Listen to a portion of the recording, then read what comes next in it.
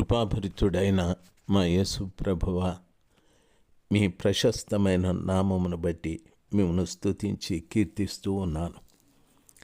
ఈ ఉదయం కూడా మమ్మల్ని సజీవంగా ఉంచారు. ఎందరో ప్రభువా ఆరోగ్యం లేక అనారోగ్యాలతో బాధపడుతూ ఉన్నారు. దయచేసి వారిని కనికరించండి. వైద్యం చేయించుకోవటానికి చేత సొమ్ము లేక ఇబ్బంది పడుతున్న వారు ఉన్నారు. వారి కష్టాలలోకి రోగాలు కూడా ఒక భాగంగా చేరి ఎన్నో కుటుంబాలు ఎంతో దుఃఖంతో ఉంటున్నారు. ఈ రోగాలను బట్టి కుటుంబంలో భార్య భర్తల మధ్యన సమాధానం లేక, తల్లిదండ్రులు పిల్లల మధ్యన నెమ్మది లేకుండా జీవిస్తూ ఉన్నారు. ఈ భయంకరమైనటువంటి రోగాలు మీరు ఫిలిస్తీయులకే ఇచ్చారు ప్రభా. అయితే నీ మాట వినని కారణాన, మీ ఆజ్ఞకు లోబడని కారణాన మాకు కూడా అవి సంక్రమించాయి. దయచేసి తండ్రి, నరకం కూడా మాకు కాదు ప్రభా, సాతానుడి కోసమే.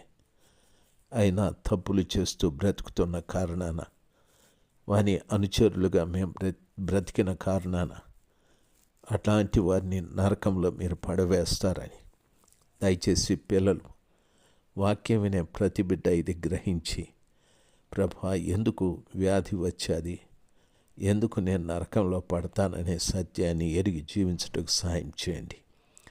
ఈ ఉదయకాలం వాక్యం వింటున్న ప్రతి బిడ్డలో ఒక గొప్ప మార్పును దయచేయండి. మీ కృపలో వారిని భద్రపరచుమని యేసు ప్రభు నామంలో ప్రార్థిస్తున్నాను తండ్రి. Amen, amen. ప్రియులారా, మార్చి మాసం 4వ తారీఖు 2026 సంవత్సరం బుధవారం. నెహెమ్యా గ్రంథము 4వ అధ్యాయము 3వ వచనం. టోబియో ఉపయోగించిన పదం. వీరు రాతి కట్టడాన్ని కట్టారు. ఆ రాతి కట్టడం మీద ఒక నక్క ఎగిరితే అది కూలిపోతుందని చెప్పాడు. ఈ రోజున కాస్త మనము ఆత్మీయంగా ఆలోచన చేద్దాం. ఎన్నో రాతి కట్టడాలు అనగా ఎన్నో సంఘాలు, ఆ సంఘాలను పూర్వీకులు ఎంతో బలంగా కట్టారు. అయితే ఈరోజు నక్కలు దాని మీదకి ఎగిరి ఆ కట్టడాల్ని పడగొడుతూ ఉన్నాయి. ప్రియులారా, గమనించాలి.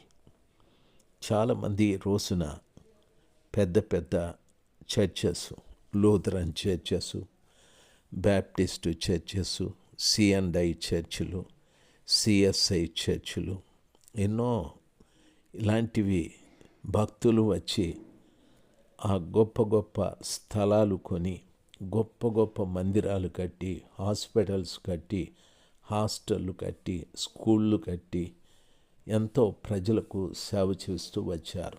విద్య, వైద్యమని, భక్తి అని ప్రజలకు నేర్పించటానికి పరాదేశం నుండి దేశానికి వచ్చి గొప్ప గొప్ప మందిరాలు కట్టారు. కాలం గడిచాది, అవి రాతి గోడలే. కాలక్రమేణా అందులో కొన్ని నక్కలు ఆ గోడల మీద ఎగిరి వాటిని పడగొడుతూ ఉన్నాయి. దాని అర్థం, ఆ మందిరాలలో ఈ రోజున పెద్దరికాలు, పెత్తనాలు మారిపోయాయి. భక్తి లేదు ఈ రోజున. వాటికున్న పటిష్టతని పోగొట్టి పాడు చేస్తూ ఉన్నారు. పెద్దరికం కావాలి, ఆస్తులు కావాలి, అంతస్తులు కావాలి.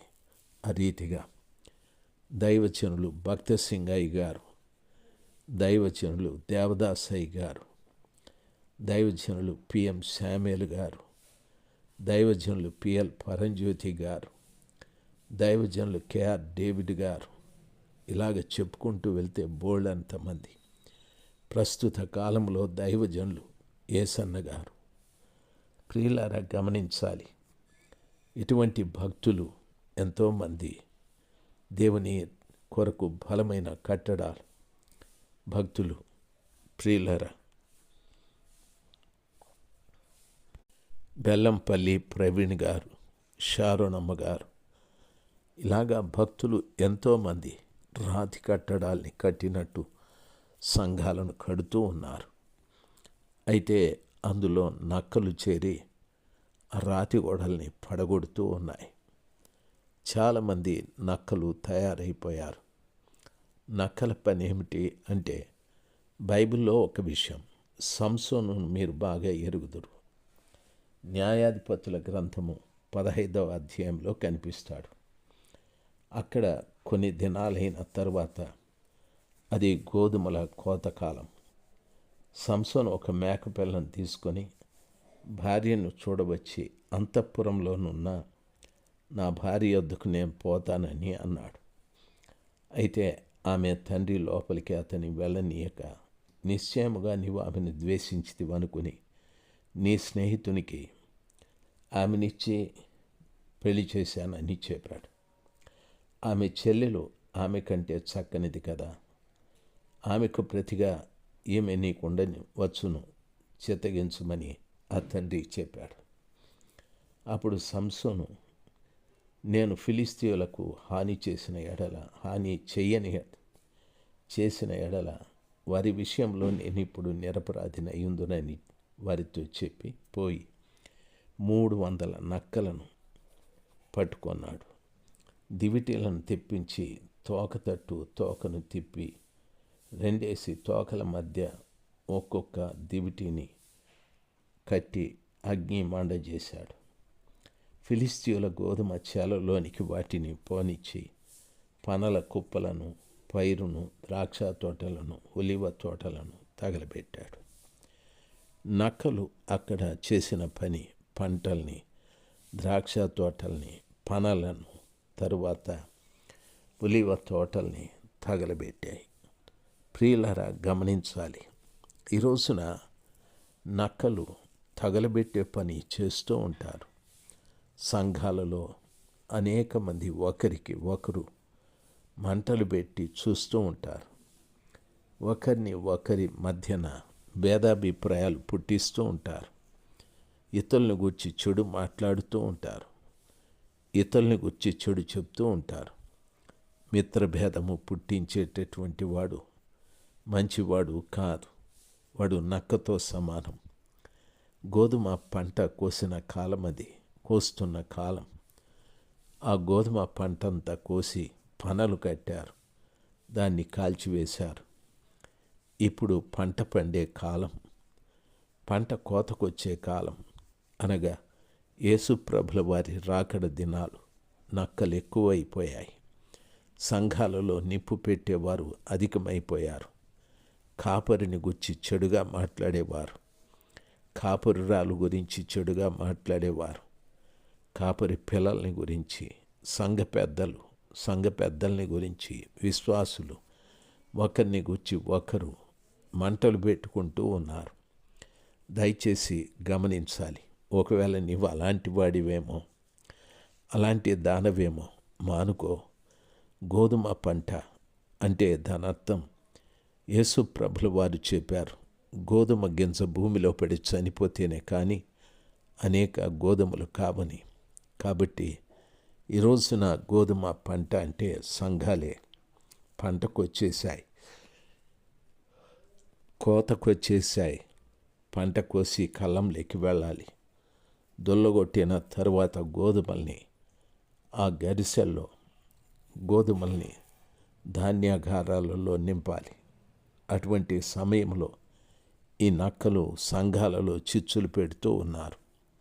ప్రియులారా, గమనించాలి, అనేక సంఘాలలో ఇది ఎక్కువైపోయాది. దయచేసి గమనించాలి. ఈ రీతిగా నక్కల్లాగా అగ్గిపెట్టేటటువంటి వారు పంటల్ని పాడు చేస్తారు, జీవితాల్ని పాడు చేస్తారు, కుటుంబాల్ని పాడు చేస్తారు. వ్యక్తిగతంగా ఎంతోమంది సేవకుల్ని టార్గెట్ చేసి ఆ సేవకుల్ని సేవలో నుండి పారిపోయేటట్టు చేస్తారు. ప్రియులారా, సేవకులు కూడా విశ్వాసుల్ని టార్గెట్ చేసి ఆ విశ్వాసుల్ని గురించే ప్రసంగాలు చేస్తూ ఉంటారు. ఆ రీతిగా చేస్తే నువ్వు ఒక నక్క, నీ తోకకు అగ్ని ఉందనే మాట మర్చిపోవద్దు. నువ్వు గోధుమ పంటకి అగ్ని పెడుతున్నావనే మాట మర్చిపోవద్దు. దయచేసి సాతానుకి స్నేహితుడిగా మారద్దు. గోధుమ పంట పెరగనివ్వండి. కోతకాలం వచ్చేది. గోధుమ పంట కోయటానికి ప్రభుల వారు వస్తూ ఉన్నాడు. ఆయన దూతల్ని పంపుతూ ఉన్నాడు. అంతవరకు గోధుమ పంట నిల్వనివ్వండి. నక్కలాగా మీరున్న సంఘాలలో, మీరున్నటువంటి ప్రదేశాలలో యేసు ప్రభుని నమ్ముకున్నటువంటి ఆ గోధుమ పైరుని కాల్చి బూడిద చేయకండి. జీవితాలు మార్చుకుందాం. నక్కలాగా పని చేయకండి.